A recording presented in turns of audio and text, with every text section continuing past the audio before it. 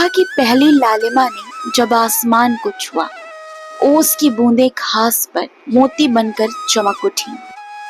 गंगा की लहरें थरथराई मानो छठी मैया के स्वागत में झूम रही हों। बिहार की गलियां फिर मुस्कुराने लगी हैं। हर चौखट पर सूप और ठेकुए की महक बस गई है।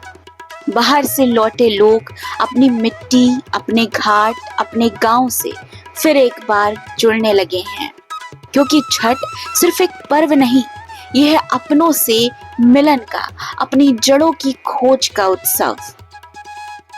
ये पर्व सिखाता है कि प्रकृति ही हमारा पहला देवता है।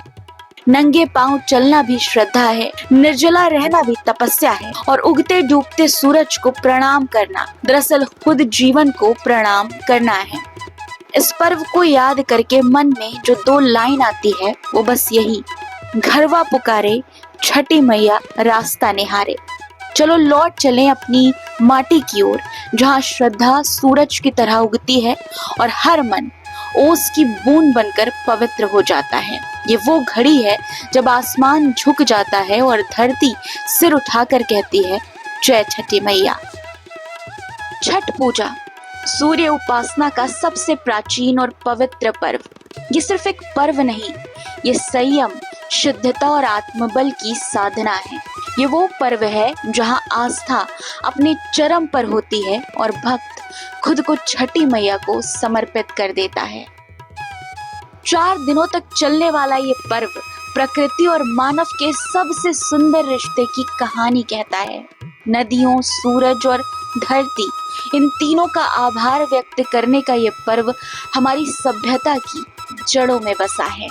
पहले दिन नहाए खाए से शुरुआत होती है शुद्धता की।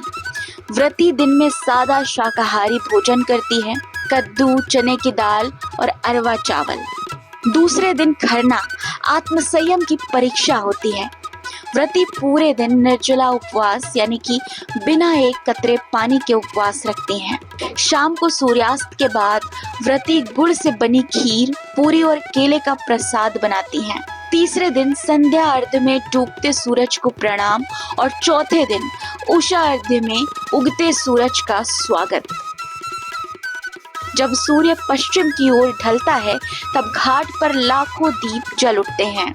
हर अर्घ्य में झलकती है एक माँ की ममता, एक बहन की मन्नत और एक इंसान की वो भावना जो अपनी हर खुशी और हर दुख को सूर्य देव के सामने समर्पित कर देता है।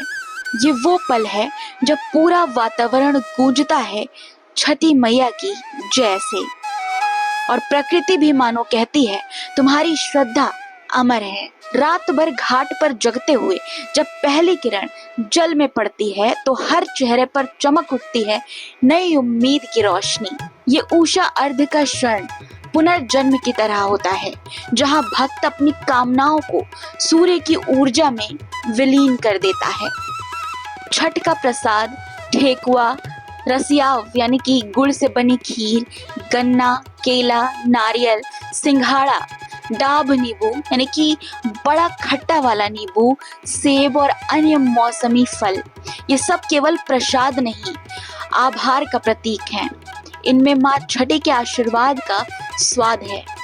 छठ सिर्फ पूजा नहीं, ये जीवन का उत्सव है जो गांव-गांव, घाट-घाट को जोड़ता है, और अब तो विदेशों को भी, क्योंकि अब विदेश में भी धूमधाम से छठ मनाया जाता है। छठ के इतिहास की अगर बात की जाए तो कई मान्यताएं हैं। छठ पूजा की जड़ें वैदिक काल तक जाती हैं। ऋग्वेद में सूर्य उपासना का वर्णन मिलता है, जहां उषा और अदिति जैसी देवियों की आराधना की जाती थी। कहा जाता है कि महाभारत काल में कुंती और द्रौपदी ने भी सूर्य देव की आराधना कर संतान और शक्ति की प्राप्ति की थी। लोक मान्यता के अनुसार छठी मैया सूर्यदेव की बहन है, जो अपने भक्तों की संतानों की रक्षा करती हैं, रोग दूर करती हैं और जीवन में समृद्धि लाती हैं। इसलिए छठ में केवल सूर्य ही नहीं बल्कि छठी मैया की भी पूजा होती है। जब सूर्यास्त होता है और फिर उदय होता है तो ये हमें सिखाता है कि हर अंधकार के बाद एक नई सुबह आती है, और यही है छठ का संदेश।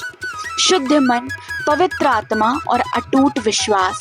ये पर्व बताता है कि जब इंसान प्रकृति को पूजता है तो प्रकृति भी उसे अनंत आशीर्वाद देती है। रामी टॉक्स की तरफ से आप सभी को छठ की बहुत बहुत शुभकामनाएं। छठी मैया सबकी झोली खुशियों से भर दें। सूर्यदेव सबके जीवन में प्रकाश